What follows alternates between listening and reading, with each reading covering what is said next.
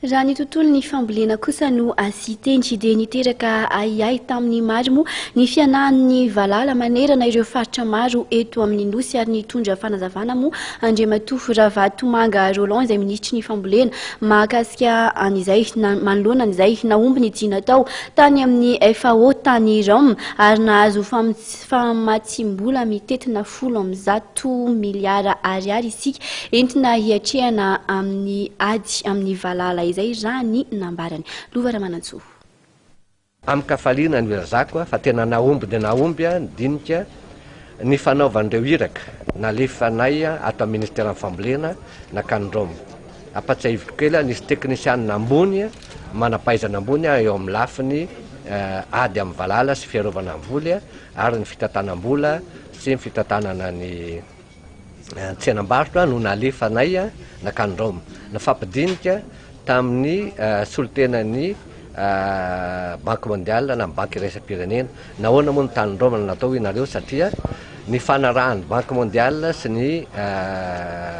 gouvernemanta malagasy tamin'ny alala ministera ny fambolena fa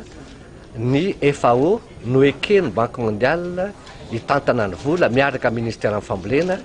raha